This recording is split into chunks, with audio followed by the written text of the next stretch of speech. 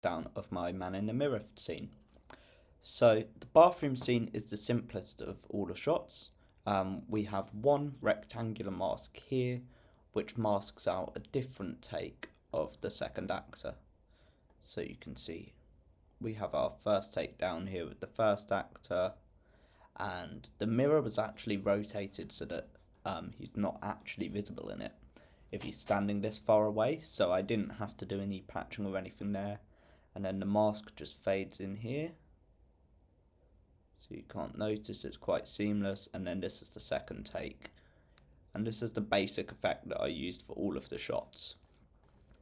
So the bedroom scene was a little more complicated because we have this focus pull at the start here.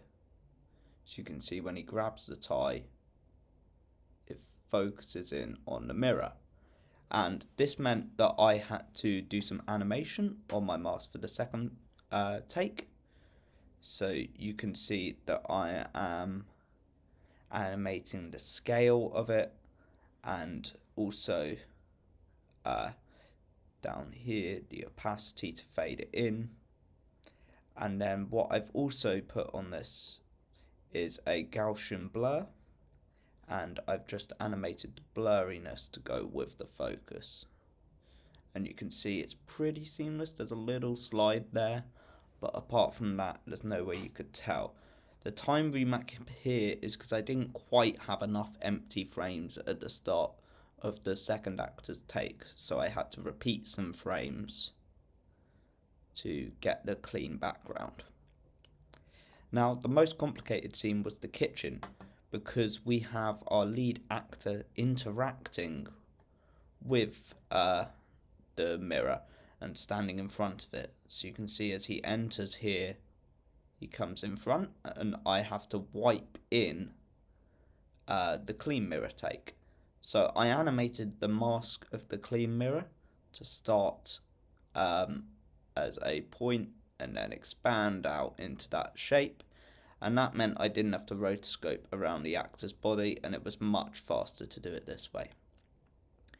Then this is the same effect as always, the two separate takes are there, and I had to animate the position of this by hand as the camera rotates and enable motion blur on the layer, and that meant that it blurs out of frame. There's a couple frames where it doesn't look quite right. That one is a real culprit, but apart from that, it works quite well.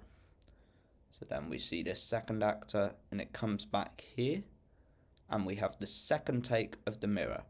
Now the camera movement here is a lot less. You can see it wobbles, and I couldn't hand animate this.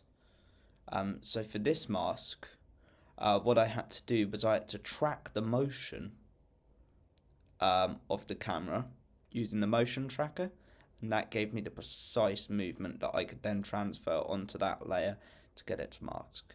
And then you can see here I had to do full rotoscoping around the actor for this one, because there are frames where the take it's either side of his head, so I couldn't use the same shortcut I used before.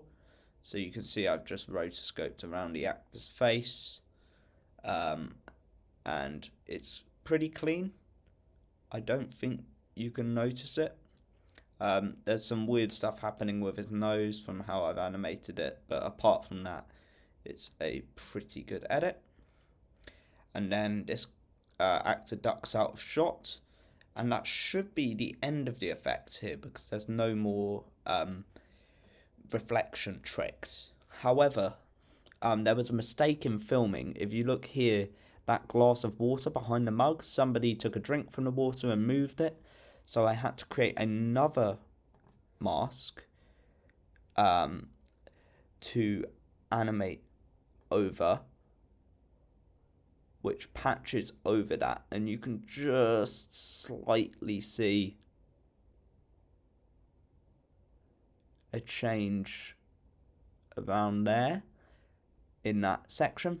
That's the new mask, and then I rotoscoped that away as the actor hops in front of it. So you can see there's a little bit of rotoscoping on the actor's face.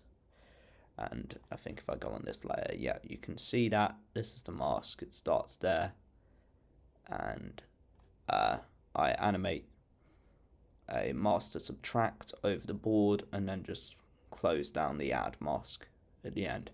And that was all of the effects used for this shot. So thank you for watching.